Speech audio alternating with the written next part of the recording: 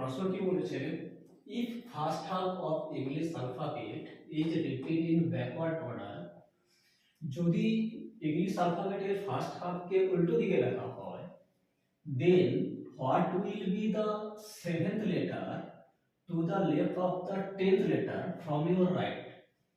তখন তোমার ডান সাইড থেকে 10 নম্বর লেটারের পরের 7তম লেটারটা কি হবে? ইংলিশ অ্যালফাবেটকে দুটো ভাবে ভাগ করা যায়, ফার্স্ট হাফ এবং সেকেন্ড হাফ। প্রথম 13টা লেটারকে ধরা হয় ফার্স্ট হাফ এবং শেষ 13টা লেটারকে ধরা হয় সেকেন্ড হাফ।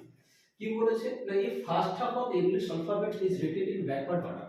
তাহলে প্রথম যে এ থেকে এম পর্যন্ত তাকে আমরা উল্টো করে লিখব, যেমন A B C D E F G H I J K L N. 1 2 3 4 5 6 7 8 9 10 11 12 13।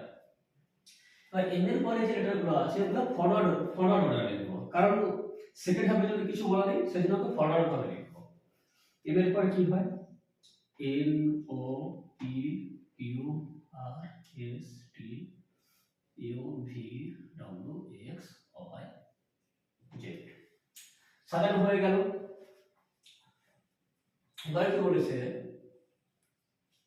what will be the seventh letter to the left of the 10th letter from your right? এটা আমার রাইট সাইড, তার 10th letter কোনটা? 1 2 3 4 5 6 7 8 9 10। Q হচ্ছে ডান দিক থেকে 10th letter হলো, এটা 10th letter ডান দিক থেকে, from right side। 7th letter to the left of the 10th letter, তার মানে এই যে 10th লেটার হলো, এর বাম দিকে সপ্তম লেটারটা কি হবে? 1 2 3 4 5 6 7। কি পাওয়া গেল? ডি। তার মানে ডি হচ্ছে অ্যানসার।